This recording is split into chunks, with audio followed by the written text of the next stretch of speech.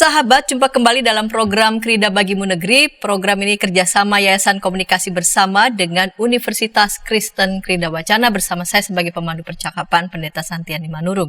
Ukrida, tempat yang tepat menyiapkan masa depan bagi Anda bila Anda sebagai kaum muda dan masa depan bagi anak Anda bila Anda sebagai orang tua.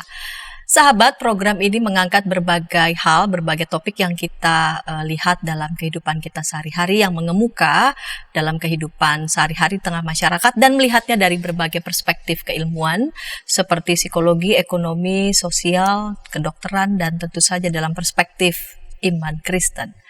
Dan pada episode kali ini kita hendak berbincang tentang revenge porn dan kekerasan seksual. Revenge porn dan kekerasan seksual. Ini topik yang menarik sekali. Dan untuk membincang topik ini telah hadir di studio dua narasumber, Ibu Dewi Kumalasari, SSI, MIKOM, dan Ibu Olivia Hadiwirawan, MPSI, psikolog. Bertepatan mereka berdua juga sebagai anggota Satgas PPKS. Salam jumpa, Ibu-ibu. Ya. Salam jumpa, Bu. Salam jumpa juga. Terima kasih sudah mengundang. Pada episode kali ini kami tiga perempuan akan membincang topik yang menarik, ya. Ibu Dewi dan Ibu Olivia ini Satgas PPKS.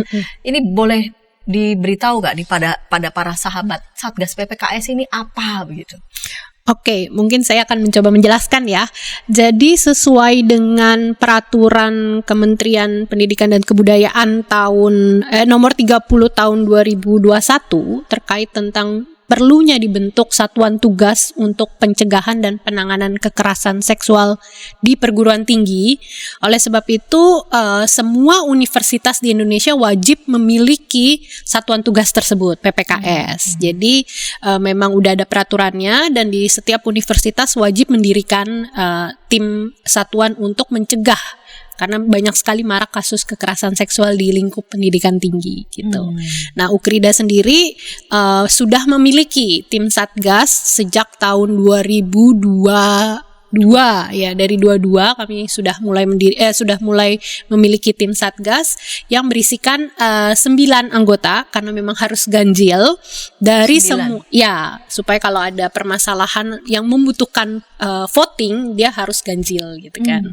Dan anggota tim Satgas sendiri harus tersusun dari berbagai unsur di satuan pendidikan, mulai dari tenaga akademik atau pengajar seperti dosen, tenaga administrasi akademik seperti staf, unit dan segala macam, serta mahasiswa. Dan juga aturannya adalah perbandingan antara perempuan laki-laki. Jadi harus 2:1 gitu. Jadi dalam tim Satgas itu juga harus mengandung unsur laki-laki, tidak hanya milik perempuan aja untuk melindungi atau mencegah terjadinya kekerasan seksual, tapi memang usaha bersama. Ya, gitu. Jadi usaha bersama, terlibatan bersama dan mesti tadi antar bidang begitu ya. Ya. Kalau bisa memang semua lini ya, tidak harus dari, walaupun memang kebanyakan karena dibutuhkan segera, kebanyakan bidangnya dari lini sosial dan kesehatan, tapi tidak menutup kemungkinan juga dari bidang hukum, teknik dan segala macam. Memang terbuka untuk umum dan harus mendaftar dan diseleksi. Ini keren. Ukrida sudah punya Satgas PPKS. Baiklah, Ibu Olive dan Ibu Dewi. Pada episode kali ini kita membincang revenge porn dan kekerasan seksual. Saya mengawali dengan kenapa ya disebut revenge porn dan kekerasan seksual. Ini siapa dulu nih? Ibu Dewi atau Ibu Olivia? Ini soalnya dua-duanya anggota Satgas kan? Ini Ibu Olive dulu aja. Oh ya. Jadi kenapa kita mengangkat topik revenge porn ya? Dalam beberapa waktu belakangan ini kasus-kasus revenge porn itu meningkat. Salah satunya yang sangat terekspos adalah revenge porn di sosial media. Banyak penyebaran foto-foto yang bernuansa seksual, berkonten seksual atau video dengan konten seksual itu tersebar luas sebagai bentuk ancaman terhadap para korban atau penyintas, kami bilangnya penyintas. Jadi memang si pelaku sengaja mengancam dan mengintimidasi penyintas dengan tujuan untuk membalas entah sakit hati kah, atau juga tujuannya untuk membuat si penyintas itu tetap berada di bawah kuasa pelaku gitu. Jadi memang sekitar 6 bulan terakhir ini banyak sekali di sosial media terblow up beberapa kasus. Yang terbaru ada kasus di Pademangan atau Pandeglang, saya lupa depannya apa gitu, dan sudah dihukum. Jadi pelakunya kena 6 tahun penjara karena dia memang mengancam mantan pacarnya dengan menyebar luaskan konten-konten nuansa seksual. Mereka berdua begitu? Enggak, biasanya kalau revenge porn itu tidak kelihatan pelakunya. Oh, dalam kontennya. Oke, paham. Jadi korbannya memang dengan sengaja begitu ya? Iya, jadi si pelaku merekam, bahkan kalaupun tidak bentuk video, biasanya foto. Tapi hanya yang berisikan pelaku saja. Penyintasnya saja. Jadi tidak ada gambar pelakunya di situ. Nah, itu dipakai untuk mengancam dan mengintimidasi. Nah, ini terus ke blow up sampai masuk ke dalam ranah, karena kita sudah punya undang-undangnya. Undang-undang Tindak Pidana Seksual tahun 2022 nomor 20 itu memang banyak sekali kategori kekerasan seksual, termasuk revenge porn ini bisa ditindak pidanakan, sehingga makanya dengan undang-undang yang baru kasus seperti ini bisa naik sampai ranah hukum. Gitu. Kalau sebelumnya sebelumnya enggak. Karena kalau sebelumnya yang bisa dimasukkan tindak pidana adalah kalau terjadinya perkosaan, atau dengan kata lain ada penyerangan seksual, misalnya penetrasi alat kelamin, itu baru bisa dianggap sebagai bentuk kekerasan seksual. Cuman dengan Permendikbud untuk pendidikan tinggi dan UU TPKS untuk masyarakat umum, skup kekerasan seksual menjadi lebih lebar. Gak cuman sampai penyerangan seksual atau perkosaan atau penetrasi alat kelamin. Jadi ada beberapa ya, berarti ya jenis kekerasan seksual. Ada berapa ya yang mau disebut bentuknya, dikategorikan, diklasifikasikan bentuk kekerasan seksual, dan akhirnya juga revenge porn itu dimasukkan gitu. Itu juga adalah kekerasan seksual. Ya. Kalau bentuk sebenarnya banyak sekali gitu. Kalau salah satunya di Permen yang kami juga kesulitan untuk bisa melihat bentuk perilakunya adalah misalnya menatap dengan nuansa seksual. Itu juga dikategorikan sebagai jenis atau bentuk kekerasan seksual. Walaupun nanti kalau misalnya ada pelaporan kasus, penyelidikan kasus, itu kan juga akan menjadi tantangan sendiri ya untuk bisa membuktikan bahwa memang ada tatapan dengan nuansa seksual. Jadi memang secara garis besar diperluas. Dasarnya adalah adanya suatu, kalau ada term baru itu rape culture. Jadi yang sebenarnya dianggap sebagai segala jenis bentuk kekerasan seksual adalah mulai dari normalisasi kekerasan seksual. Contohnya yang paling umum adalah catcalling. Halo cakep. Iya. Gitu. Kenapa nggak disebut juga halo jelek gitu? Atau sweet ya. Mau kemana gitu. Atau juga dalam nuansa candaan, body kamu keren banget deh, kayak gitar Spanyol. Nah, itu juga itu dasarnya. Jadi sekarang akan dikategorikan sebagai bentuk kekerasan seksual karena di masyarakat banyak nuansa-nuansa kekerasan yang dinormalisasi. Mulai dari paradigma, kalau kecil waktu sekolah gitu kan, dia suka kamu loh dengan cara jambak-jambakin, iseng-isengin. Itu bentuk normalisasi tentang kekerasan yang dianggap normal. Sehingga mulai dari UU TPKS kita mulai mengenali bahwa hal-hal yang dulu dianggap normal itu sebenarnya mengandung unsur kekerasan. Gitu, Mbak. Jadi dasarnya adalah hal-hal yang kita anggap normal, tapi di dalamnya sebenarnya yang kita anggap normal itu mengandung unsur intimidasi atau menimbulkan ketidaknyamanan bagi para yang mendapatkan. Gitu. Jadi segala garis besarnya kekerasan seksual itu yang merendahkan, menyerang terhadap tubuh, keinginan seksual, fungsi reproduksi, yang memanfaatkan posisi ketidaksetaraan, kerentanan, ketidaksetaraan dan ketergantungan berdasarkan bisa jenis kelamin, gender, suku, politik dan segala macam. Jadi dasar yang dikategorikan kekerasan seksual itu secara singkat adanya ketimpangan relasi kuasa. Yang membuat si penerimanya menjadi tidak nyaman, gitu. Jadi kalau boleh dibilang tuh dikatakan hal-hal yang normalisasi yang dianggap dulu tuh biasa aja. Entah pipinya yang dicolek begitu ya, atau bodimu kayak itu praktek seperti itu dilakukan basisnya gitu ya, karena ada ketimpangan Benar. kuasa.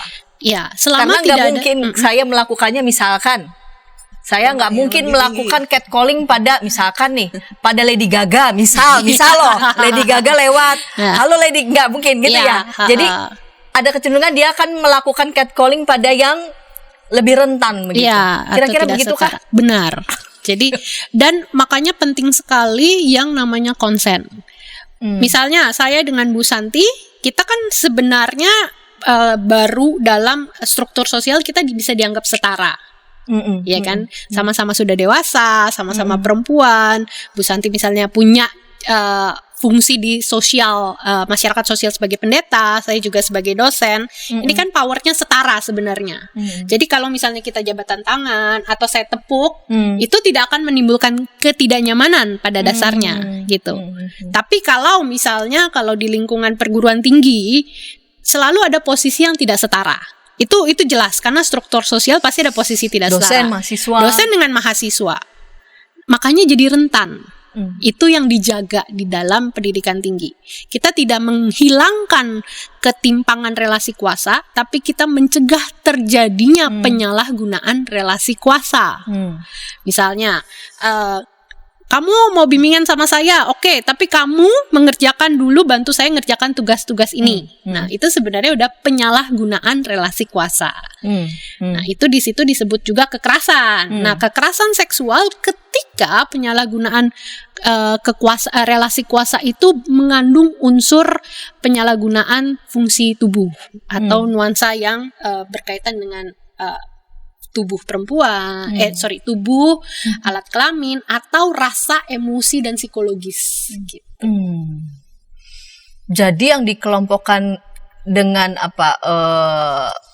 kekerasan seksual ini makin meluas ya? Bukan meluas sih sebenarnya, kalau dulu hanya kalau kita gambarkan seperti piramida, dulu kekerasan seksual itu cuma ujung atasnya. Ketika terjadi eksploitasi, penyerangan, penetrasi alat kelamin. Sekarang kita mulai melihat bahwa kekerasan seksual itu ada di bawah-bawahnya yang lebih, kan kalau piramida bawahnya lebih besar. Dan itu sebenarnya menjadi dasar awal mula kalau diteruskan akan sampai ke ujung. Oke, paham. Gitu. Jadi bukan sengaja memperluas begitu ya? Bukan. Tapi melihat penyebab begitu. Benar. Justru bagian bawahnya yang terjadi sehari-hari di tengah-tengah masyarakat justru yang lebih banyak begitu. Dan kalau itu tidak segera dicegah, diantisipasi dan sebagainya, bisa saja itu makin memuncak lalu kemudian sampai pada penyerangan begitu ya, penyerangan seksual begitu. Dan revenge porn dalam pengertian tadi ya, memakai video begitu, itu pun juga dianggap sebagai bentuk kekerasan seksual. Bentuk kekerasan seksual. Ya, karena sesudah normalisasi, tahapan berikutnya sebelum sampai eksploitasi adalah merendahkan martabat.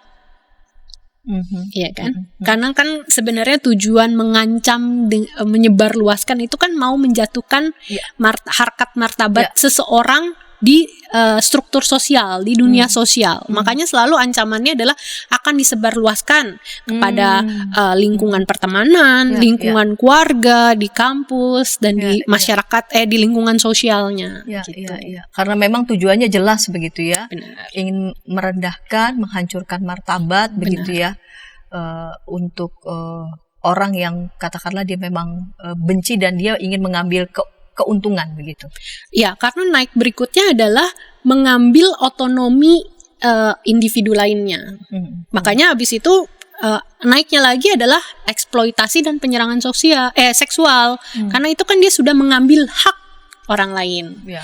Makanya kelihatan dasarnya mulai dari awalnya apa yang kita anggap normal, kemudian dia akan bisa bergerak menjadi apa yang kita anggap normal itu sebenarnya merendahkan martabat orang loh.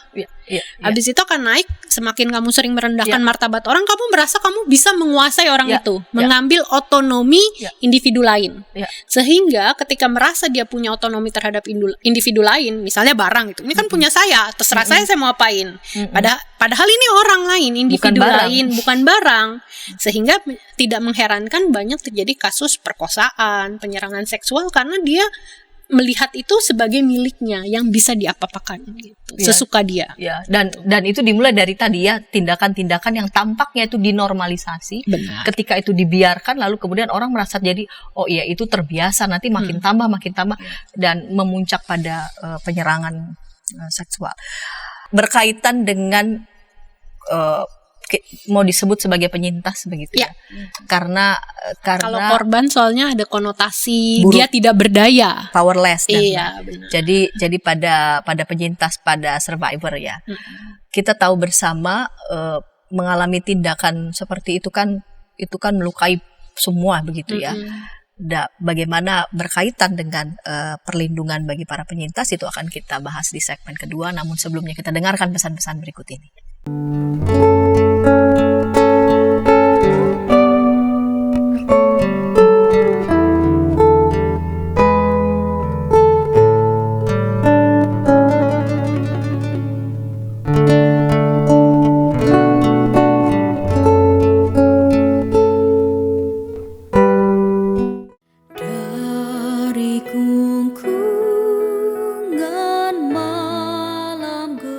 Nyanyikanlah nyanyian baru. Setiap hari Rabu, pukul 12 waktu Indonesia Barat. Dapat Anda nikmati di channel Lagu Rohani YKB GKI TV.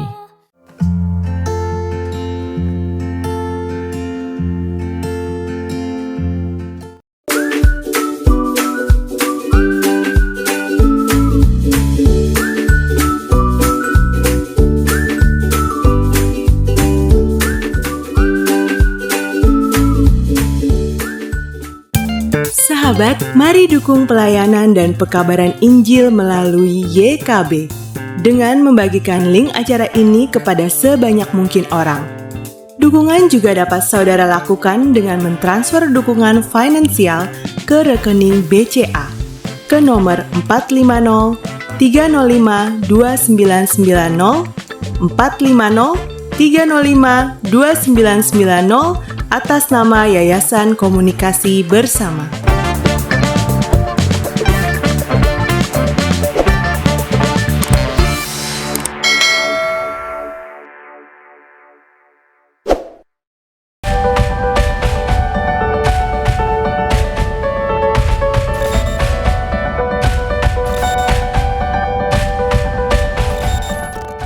Sahabat, senang masih bersama dengan kami dalam program Krida Bagimu Negeri. Pada episode kali ini kita membincang revenge porn dan kekerasan seksual. Kita sudah tiba di segmen yang kedua. Mari sahabat, saya mengundang sahabat boleh berinteraksi di kolom komentar yang sudah tersedia, memberikan respons ataupun juga menyampaikan tanggapan. Saya percaya narasumber yang hadir di studio pada episode kali ini yang keren-keren, Ibu Dewi dan Ibu Olivia, dengan senang hati akan merespon komentar maupun juga menjawab pertanyaan dari para sahabat.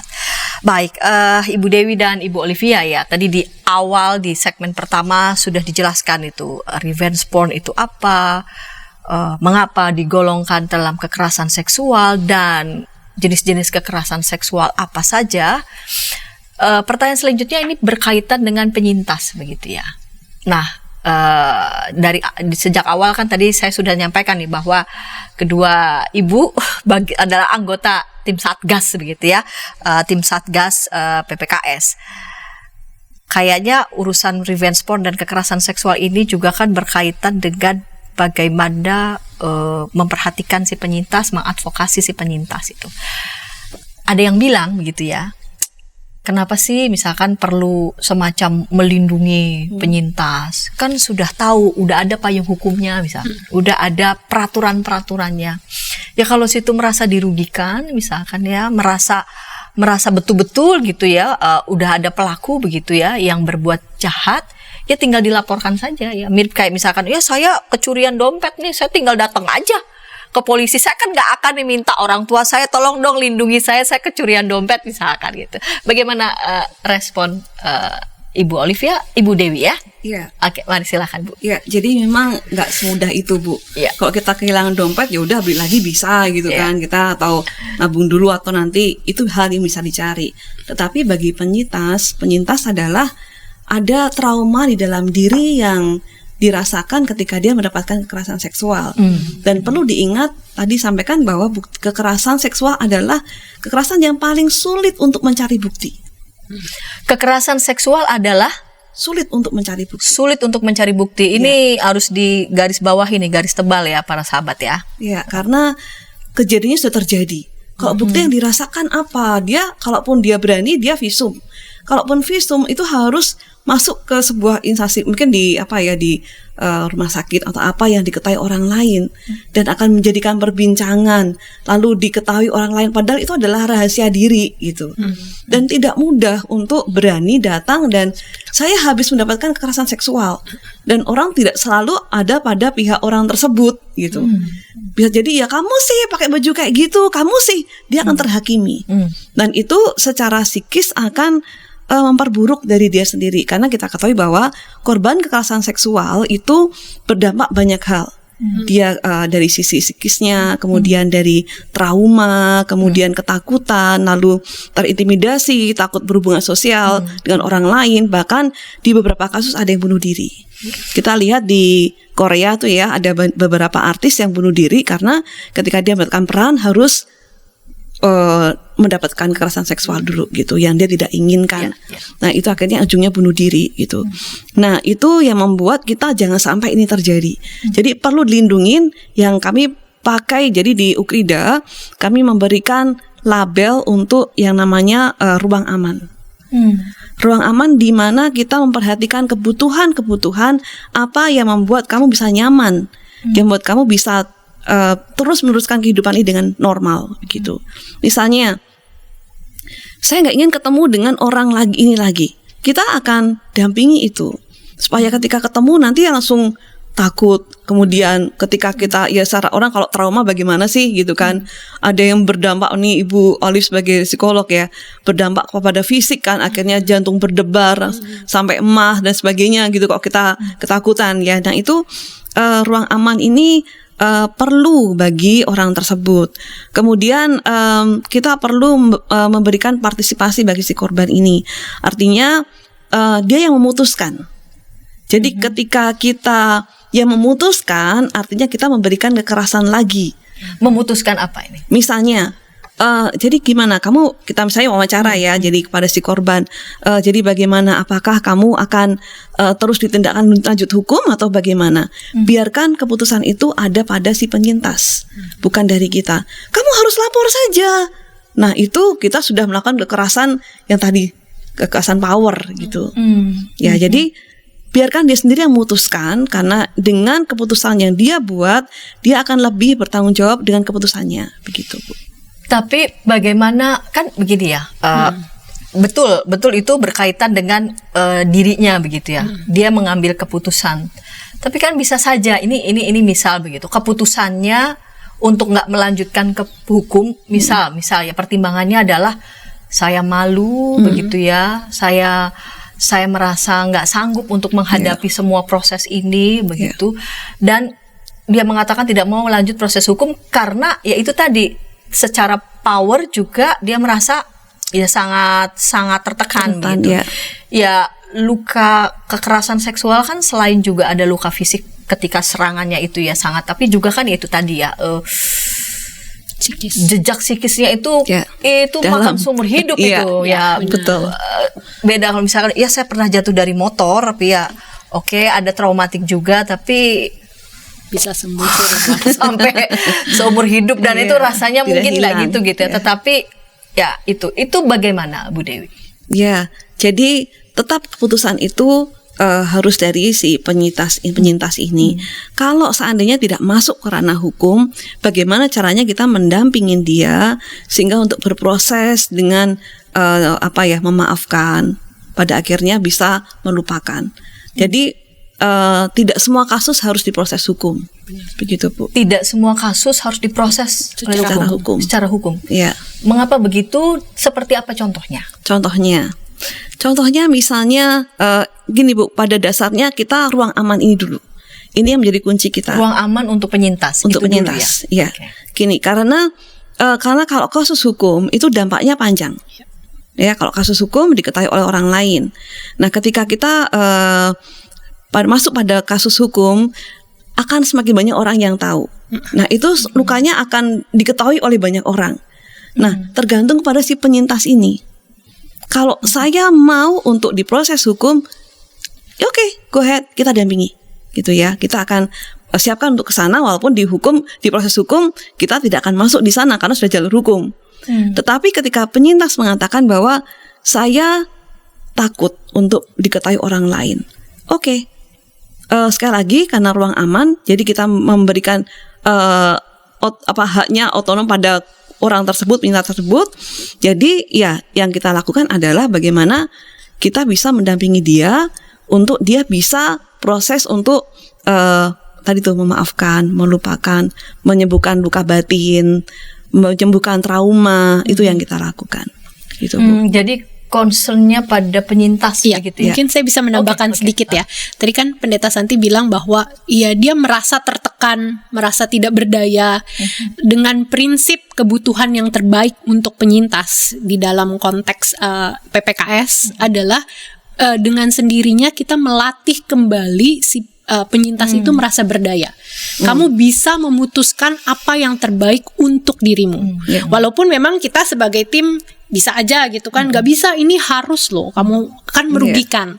Tapi selama dia merasa dia belum siap, ketika kita memaksakan, ya tadi Ibu Dewi bilang, kita menambah kekerasan lagi, menambah tekanan dan kekerasan. Benar, lagi, ya. Yang harusnya kamu begini, harusnya begitu. Biarkan dia siap dengan waktunya sendiri. Dan mengambil waktu. Ya, dan tidak semuanya harus dimasukkan ke dalam ranah hukum, karena kebutuhan terbaik untuk penyintas. Seringkali yang terjadi problematik ketika masuk ke dalam ranah hukum, ke blow up kasusnya, lebih perhatian akan banyak tertuju kepada pelaku. Ya, betul. Karena kan akan fokus, ini pelaku harus dihukum dan segala macam gitu kan. Penyintas ini semakin terpinggirkan. Narasinya, kebutuhannya, jadi tidak terfasilitasi semuanya ketika ke hukum. Ketika si penyintas tahu dia mau membawa ke hukum, itu karena dia membutuhkan restitusi. Istilahnya restitusi adalah harga yang harus dibayarkan sesuai dengan penderitaan yang dialami oleh si penyintas.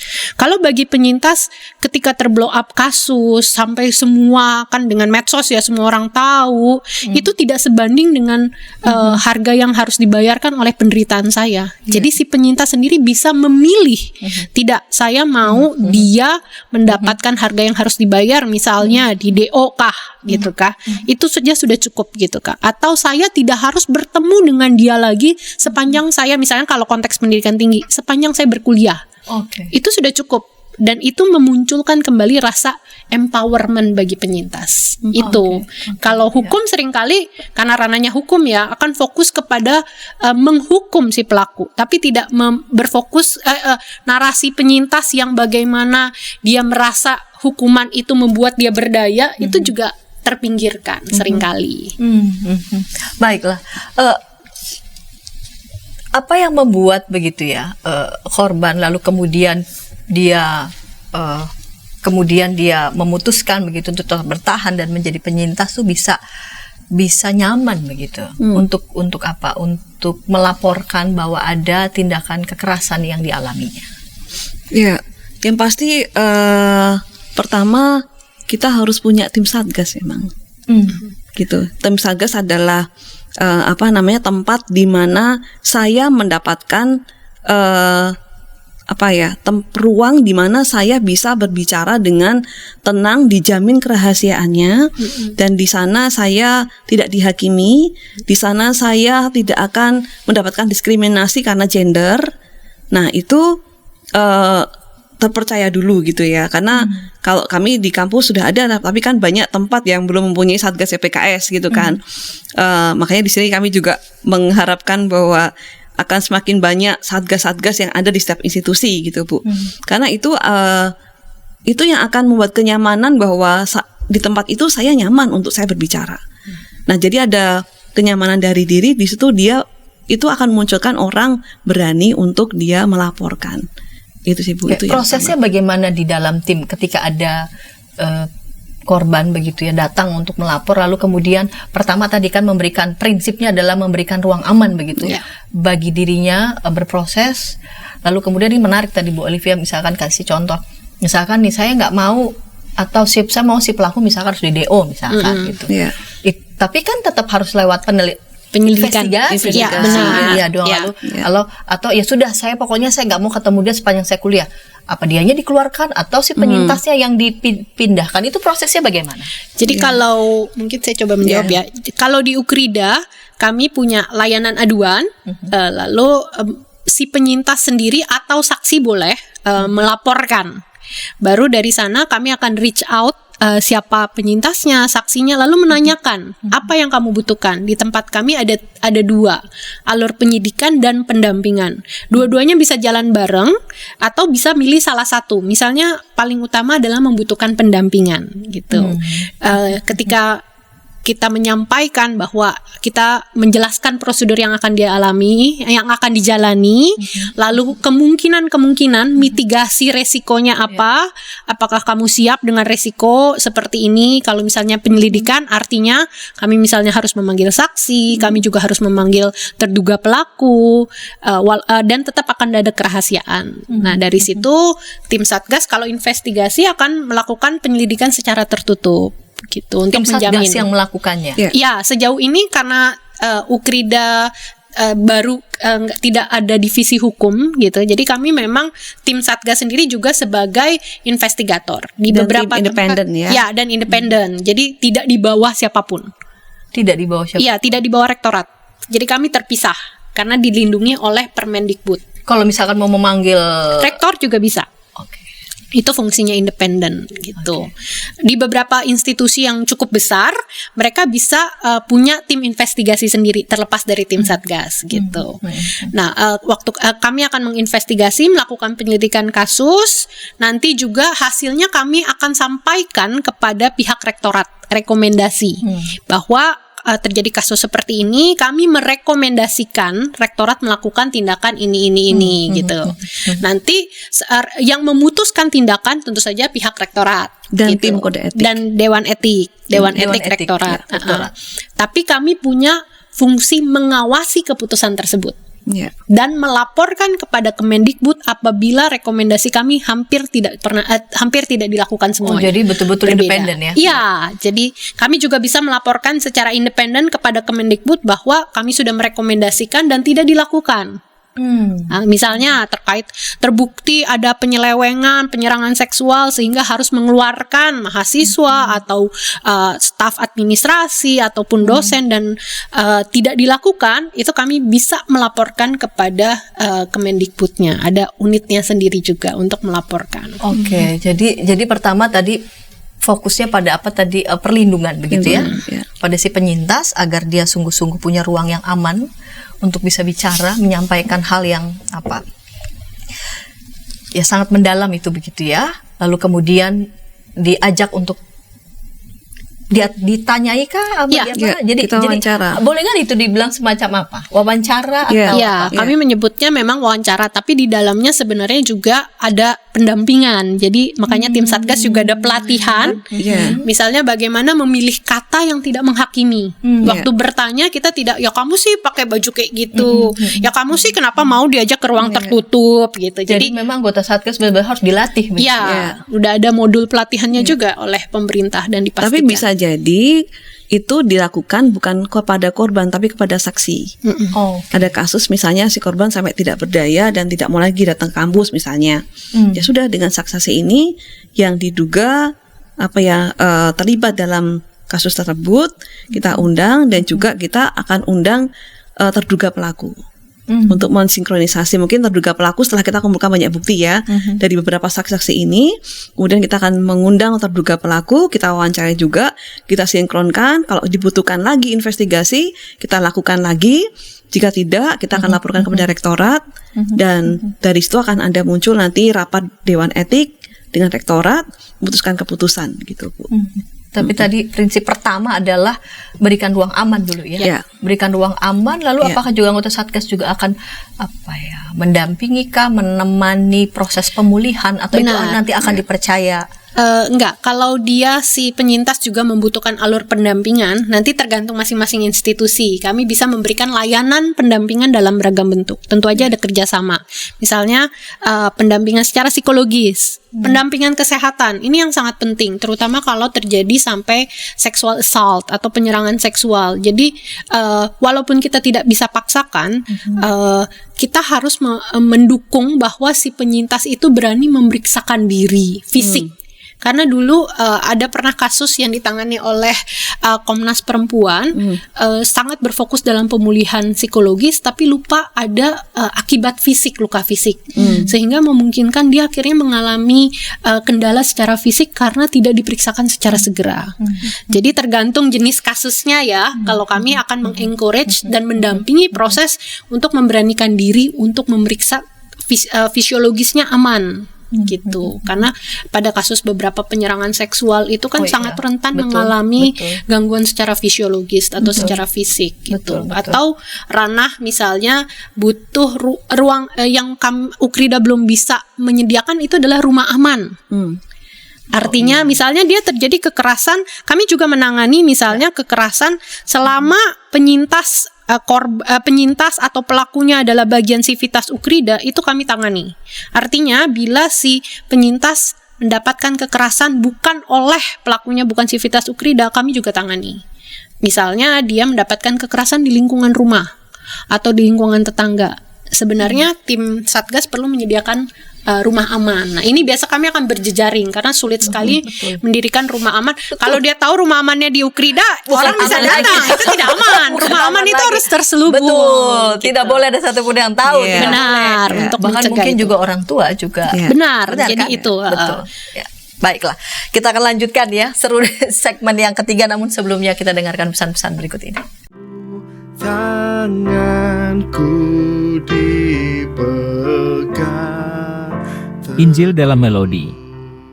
Setiap hari Kamis, pukul 12 waktu Saudara, Indonesia lagu Barat. yang baru saja saya nyanyikan Dapat Anda adalah nikmati di channel referensi Bedah Lagu sebuah YKB hymn GKI berjudul TV. Tenanglah.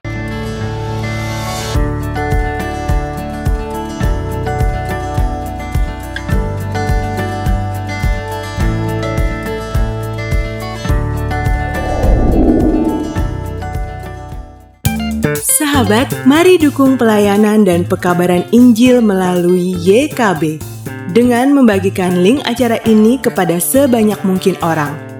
Dukungan juga dapat saudara lakukan dengan mentransfer dukungan finansial ke rekening BCA ke nomor 450 305 2990 450 305 2990 atas nama Yayasan Komunikasi Bersama.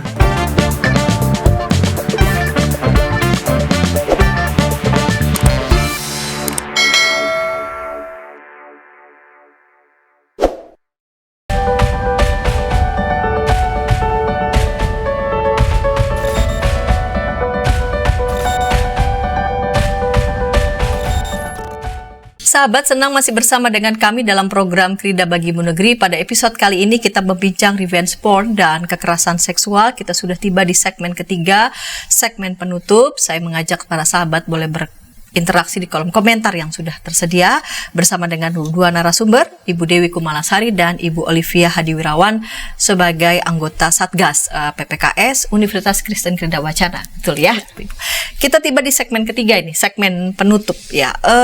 Berkaitan dengan batasan-batasan begitu ya, sampai di mana ya yang disepakati dinilai sebagai kekerasan. Sebetulnya di awal Ibu Olivia sudah mulai mention sedikit gitu ya, tetapi kan ada banyak, kalau diibaratkan tadi kayak piramid begitu ya, untuk kekerasan seksual, penyerangan seksual yang ekstrim, tapi sebetulnya lapisan bawahnya itu besar begitu ya, terutama di lingkungan kerja dan juga badan pendidikan Kristen. Ya, baik. sebenarnya di prosedur operasional dan standar pencegahan penanganan kasus kekerasan seksual di Satuan Pendidikan Kristen, ini yang Kristen ya, pada jenjang PAUD, pendidikan dan sekolah menengah itu sudah jelas sekali dituliskan beberapa secara gamblang ada 22 jenis kekerasan seksual. Nah, ini mereka karena mungkin untuk PAUD, SD dan sekolah SMP, SMA menengah ya, mereka menetapkan ada 22 itu dimulai dari ujaran kebencian, kemudian sebentar saya bukakan, ya, dan mulai dari tadi itu catcalling, kemudian ada ujaran kebencian, ada ujaran pelecehan dan sebagainya. Nah, itu di sana ada semuanya, Bu. Jadi sangat detail sekali yang ada, dan itu mengingat bahwa di Indonesia sendiri pada tahun lalu itu ditemukan ada 3.000 kasus. Tahun lalu? Tahun ini dari Januari sampai saat ini. Di Indonesia? Di Indonesia. Dan itu pada catatan per tahun di Indonesia sendiri, kekerasan seksual itu tidak hanya ada di sekolah saja gitu ya, dan di instansi manapun juga ada. Contohnya juga instansi agama. Ya. Ya, itu ada di sana begitu. Oke, ini data saya. Jadi kekerasan seksual sendiri dibagi menjadi 22 bagian, dari berperilaku atau mengeluarkan ujaran mendiskriminasi, ujaran mendiskriminasi, lalu memperlihatkan alat kelaminnya, kemudian tanpa persetujuan korban, lalu menyentuh, mengusap, meraba, memegang, memeluk, mencium atau menggosokkan bagian tubuhnya korban tanpa persetujuan korban. Jadi selalu ada tanpa persetujuan korban. Kemudian ada membuka pakaian korban. Ini kan kadangkala suka iseng gitu ya, dibuka tadi yang namanya normalisasi tadi begitu. Lalu menyebarkan informasi terkait tubuh atau pribadi korban tanpa persetujuan, mengintip, itu sebenarnya sudah masuk dalam ranah kekerasan seksual. Jadi hati-hati nih yang kita iseng-iseng bergurau, itu sebenarnya sudah masuk di sana. Ada banyak, Bu, 22. Dan ini kasus ini dilihat bahwa pada tahun 2023 ini kasus kekerasan seksual meningkat setiap tahunnya. Setiap tahunnya meningkat. Jadi ya di Indonesia itu pada tahun dari mulai Januari sampai saat ini ada 14.044 kasus. 2.757 kasus kekerasan seksual laki-laki. Jadi laki-laki juga ada yang mendapatkan kasus kekerasan seksual, tapi tetap didominasi oleh perempuan. 12.526 kasus. Dan kasus ini tentu tidak hanya terjadi di ranah pendidikan tapi di instansi keagamaan pun juga sangat tinggi. Itu, Bu. Menarik, tadi Ibu Dewi sudah menyampaikan tanpa konsen. Sejauh mana sih ketika kita bisa mengatakan ini sudah konsen, sesuai dengan konsen gitu ya? Melibatkan apa saja, apa yang menjadi syarat-syarat begitu ya, ketika kita mengatakan ini sudah sesuai dengan konsen loh, begitu. Yang perlu dipahami dalam konsen adalah konsen itu tidak berlaku seumur hidup. Jadi ketika dalam satu situasi dia menyetujui, saya konsen loh, saya bersedia, lewat pernyataan, utamanya harus lewat pernyataan di bawah kesadaran penuh. Ketika dia konsen pada satu momen, bukan berarti untuk momen-momen berikutnya akan selalu konsen. Jadi konsen itu tidak berlaku seumur hidup. Sehingga apapun yang mau dilakukan selalu meminta konsen di awal, gitu. Dan lewat pernyataan. Tidak hanya asumsi atau lewat bahasa nonverbal, bahasa tubuh, body language, itu tidak berlaku. Jadi memang harus dinyatakan di bawah kesadaran. Tentu saja kalau di bawah tekanan, paksaan, atau di bawah pengaruh obat-obatan itu tidak bisa dikatakan konsen. Itu jelas. Gitu. Jadi memang harus pernyataan yang jelas, eksplisit, iya atau tidak begitu ya. Dan ketika pun iya sekarang belum tentu iya seterusnya. Begitu. Itu yang problematika terutama banyak muncul di KDRT Ya kan, suami dengan istri, ketika istri bersedia melayani sekali gitu, pada momen berikutnya dia tidak bersedia, tapi karena siap, udah pernah kan dulu sekali kamu gitu kan, tidak selamanya. Dan perlu disadari ke kasus kekerasan seksual juga termasuk tentang penggunaan alat kontrasepsi. Itu di ranah hukum dilindungi. Gitu. Jadi pemaksaan penggunaan alat kontrasepsi secara hukum di UU TPKS nomor 20 tahun 2022 itu juga akan masuk ke dalam kekerasan seksual. Dipaksa menggunakan alat kontrasepsi itu pun termasuk, benar. Oke, kategori kekerasan seksual. Oke. Yang bisa ditindak pidanakan. Yang bisa ditindak pidanakan. Baiklah. Kedua ibu ini kan anggota Satgas ya, dari 9 ya, Ukrida, dan menurut peraturan Pendikbud ya, semua institusi pendidikan wajib begitu ya, ada Satgas gitu.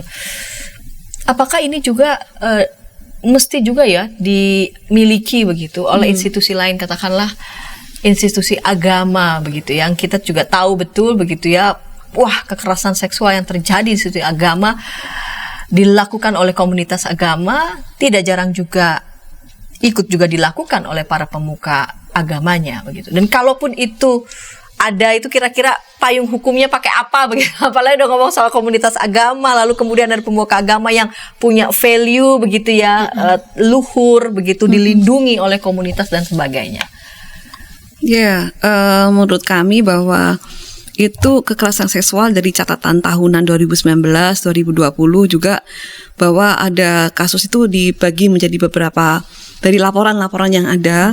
Kasus itu ternyata menarik karena tidak hanya dilakukan oleh di pendidikan saja gitu ya, di orang terdekat, di tetangga, kemudian di santri keagamaan, guru ngaji dan sebagainya, itu cukup tinggi, Bu. Itu untuk menunjukkan bahwa kekerasan seksual itu ada di berbagai lapisan masyarakat, di mana semuanya, saya yakin bahwa setiap orang pasti mempunyai tempat di mana dia masuk dalam sebuah instansi tersebut, entah itu di perkampungan, di RT yang paling sederhana sekalipun gitu ya, dan itu di lingkungan instansi keagamaan, apapun agama dia. Cuma saya nggak tahu kenapa gereja tidak ada laporan catatan tahunan, apakah memang benar-benar tidak ada atau belum terlaporkan. Semoga. Nah itu tidak tercatat di Catahu 2019 dan 20. Itu dia, Bu, karena tidak tersampaikan, itu karena dia takut untuk berbicara atau belum ada tempat ruang aman untuk dia bisa menyampaikan. Kami sih menyarankan setiap instansi ini punya Satgas yang terdiri dari, tadi Bu Alif sudah sampaikan di depan, dari berbagai lapisan. Kalau kami di universitas harus ada dosen, pegawai akademik, mahasiswa. Nah di tempat lain ya harus ada, karena khususnya para pemimpin agama ini kan punya kekuatan dianggap tinggi gitu ya, spiritualitasnya tinggi lah gitu. Jadi kayaknya nggak salah gitu. Nah itu belum tentu kan gitu ya, Bu. Betul. Jadi harus ada dari berbagai lapisan, misalnya dari majelis, dari komisi, dari warga sendiri yang kritis, yang peduli, semuanya harus ada, sehingga tadi kalau perlu pendeta nggak masuk di situ, atau majelis tidak ya, Bu, ya, atau perwakilan saja gitu. Jadi orang semakin berani untuk menyampaikan di tempat yang dia merasa nyaman gitu, Bu. Payung hukumnya dengan apa? Kalau yang berlaku di undang-undang itu Undang-Undang Nomor 20 Tahun 2022 tentang tindak pidana kekerasan seksual. Hanya saja memang gerakan untuk mulai melakukan pencegahan, menyediakan ruang aman untuk pelaporan itu belum di berbagai lapisan masyarakat, belum ada aturan resmi gitu. Kalau di pendidikan tinggi memang Permendikbud itu memastikan. Oleh sebab itu saya sangat mengencourage mulai dibentuk satgas-satgas ini di berbagai instansi tadi, di berbagai lapisan masyarakat untuk seperti menindaklanjuti inisiasi yang dilakukan di pendidikan tinggi. Mulailah bentuk satuan tugas yang menyediakan ruang aman. Oke, kita belum siap misalnya untuk menangani kasus secara besar, jadi penanganan kasus bisa dilakukan secara individu di dalam payung Undang-Undang Nomor 20. Fungsinya satgas di dalam lapisan kekerasan itu adalah mulai memberikan ruang aman, memberikan perlindungan, pendampingan dengan struktur yang hampir mirip dengan inisiasi yang sudah dilakukan di Permendikbud. Contohnya, tim Satgas itu harus terdiri dari semua unsur lapisan dalam institusi tersebut. Contohnya misalnya kalau di institusi keagamaan, katakan di gereja, terdiri dari pendeta, majelis jemaat, jemaat itu sendiri, staf-stafnya. Nah, salah satu yang bagus dari inisiasi Permendikbud di tim Satgas adalah mengakui adanya relasi kuasa. Oh. Benar. Jadi institusi keagamaan jelas ada relasi kuasa. Contohnya antara pendeta dengan jemaat atau jemaat dengan staf yang lain, jemaat atau guru sekolah minggu dengan anak sekolah minggu. Kita harus mengakui adanya struktur relasi kuasa. Sehingga fungsi Satgas awal inisiasinya misalnya, oke, kita tidak menangani laporan kekerasan dulu, tapi berusaha mengawasi dan mencegah terjadinya penyalahgunaan relasi kuasa. Mencegah dan mengawasi supaya penyalahgunaan kuasaan tuh tidak terjadi secara terus-menerus, yang kemudian berpotensi akan ke dalam bentuk kekerasan maupun kekerasan seksual. Sehingga dengan inisiasi Satgas untuk mencegah dan mengawasi, kita juga akan bisa melihat proporsinya kalau di tim Satgas Pendidikan yang rentan terhadap ketimpangan relasi kuasa adalah mahasiswa atau staf non-akademik, sehingga porsinya dalam tim Satgas menjadi lebih banyak dibandingkan yang puncak di piramida kekuasaan itu. Artinya misalnya kalau di gereja, ini mungkin secara singkat gitu kan, puncaknya ada di majelis jemaat atau di pendeta. Artinya porsi dalam Satgas itu perwakilannya harus lebih banyak jemaat dibandingkan majelis jemaat ataupun pendetanya. Sehingga memastikan relasi kuasa itu ada, tapi diawasi penyalahgunaan dan penyimpangan terjadinya relasi kekuasaan itu. Kita bisa bergerak mulai dengan menginisiasi itu dulu gitu. Karena kalau untuk mendampingi hingga pelaporan itu memang butuh pelatihan. Yang akan ada pembelajarannya, modulnya di pendidikan tinggi kami diwajibkan gitu. Tapi bukan berarti instansi lain, instansi sosial lainnya tidak bisa bergerak, bisa kok. Mulai juga dari menyadari tadi ada piramida kekuasaan, ada bentuk-bentuk rap culture gitu yang selama ini kita anggap normal, yang selama ini tanpa sadar itu adalah bentuk merendahkan martabat. Nah, itu yang kita awasi, yang kita edukasi untuk mencegah itu terus-menerus terjadi. Berarti rekrutmennya juga harus diperhatikan gitu. Benar. Kami ada tim rekrutmen sendiri. Iya, tim seleksinya juga harus independen. Persis, gitu. ada tim seleksi kan, tidak juga semacam volunteer siapa yang mau. Kita mendaftar dan diseleksi. Diseleksinya bukan dari universitas ya, langsung dari diktinya. Ya, kalau kami. Untuk pendidikan tinggi yang menyeleksi adalah dari Dikti. Jadi kalau misalnya institusi keagamaan bisa kok misalnya bantuan Komnas Perempuan kah kalau punya kenalan, atau misalnya dengan tim Satgas yang sudah berdiri nih, misalnya tim Satgas Ukrida membantu untuk seleksi, why not gitu. Kalau untuk di sekolah ada nggak ya? Di sekolah peraturan yang tadi saya sebutkan itu untuk sekolah, Bu. Ya, untuk sekolah, dan saya pikir beberapa sekolah jadi bukan sudah hanya pendidikan tinggi ya. Berjenjang. Dari PAUD malah, dari PAUD, SD, SMP, SMA sudah ada ketentuannya. Jadi sudah ada, cuman kita tidak tahu, kita tidak monitor, bukan mencari tahu apakah sudah harus berjalan dan sebagainya, belum tahu. Tapi peraturan ini sudah ada. Iya. Gitu. Iya. Artinya kan ketika kita mau sekolah ataupun orang tua menyekolahkan anak begitu ya, patut juga dilihat gitu, salah satunya sudah ada belum tim Satgas ini. Saya pikir itu salah satu yang perlu untuk diperhatikan begitu ya, bahwa pendidikan, institusi pendidikan yang akan dimasuki oleh saya atau dimasuki oleh anak-anak kami itu memang berjalan bukan saja bicara soal akademik, melainkan sungguh-sungguh mengkonstruk, katakanlah seperti itu ya, untuk seluruh sivitas gitu, menghormati begitu ya, harkat dan martabat setiap orang. Nah, pertanyaan selanjutnya, misalkan yang katakanlah yang penyintas ataupun penyintas kekerasan ingin melapor tindakan kekerasan yang dialami, itu bisa melapornya ke siapa? Pada siapa? Ya, Kalau di universitas jelas di satgasnya di universitas masing-masing sudah ada. Kalau secara umum masyarakat umum kita punya namanya Kementerian Pemberdayaan dan Perlindungan Perempuan dan Anak. Mereka juga memberikan layanan. Bisa namanya Sapa 129, bisa dicari. Mereka punya teleponnya, mereka punya WhatsApp-nya, mereka punya emailnya, bisa di reach out. Itu fungsinya sama seperti kayak tim PPKS Ukrida gitu. Tim PPKS di universitas. Bisa menerima aduan untuk pelaporan, penerimaan aduan, pendampingan, pemberian rumah aman. Jadi hampir sama fungsinya semua untuk melindungi, mendampingi dan melaporkan apabila mengalami kekerasan pada anak dan perempuan. Oke, baiklah. Kita sudah tiba di ujung segmen ketiga dan juga episode kita pada kali ini. Silakan Ibu Olive atau Ibu Dewi boleh menyampaikan semacam resum ataupun pesan pada para sahabat. Mari silakan.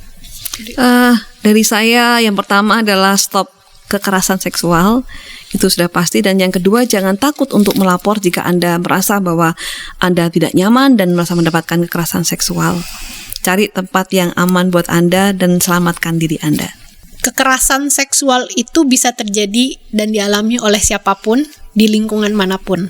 Jadi jangan menormalisasi bentuk-bentuk kekerasan atau merasa takut untuk menceritakan. Cari orang terdekat yang Anda percayai untuk menceritakan segala bentuk kekerasan seksual yang Anda alami. Baiklah, para sahabat, ketika para sahabat katakanlah didatangi begitu ya oleh orang-orang yang mengalami kekerasan seksual, jadilah sahabat dan teman bagi mereka. Janganlah hakimi mereka dengan berbagai macam tuduhan-tuduhan atau asumsi-asumsi yang justru akan makin memperberat kehidupan mereka, apalagi proses pemulihan mereka. Dan bagi para sahabat dan pemirsa yang saat ini sedang bergulat untuk pengalaman-pengalaman kekerasan seksual yang pernah dialami, Mazmur 147 ayat 3, ia menyembuhkan orang-orang yang patah hati dan membalut luka-luka mereka. Di Alkitab juga begitu banyak peristiwa kekerasan seksual, kejahatan seksual, dan itu di Tuhan sangat tidak suka ya. Pada kejahatan seksual kita ingat peristiwa Amnon dan Tamar dan peristiwa yang lainnya, dan itu menimbulkan luka yang teramat dalam. Karena itu hentikan dan hormati setiap manusia, hormati setiap individu mereka siapapun itu yang ada di tengah-tengah kita. Kita jumpa di pekan depan dengan topik-topik menarik lainnya dalam program Krida Bagimu Negeri. Sampai jumpa.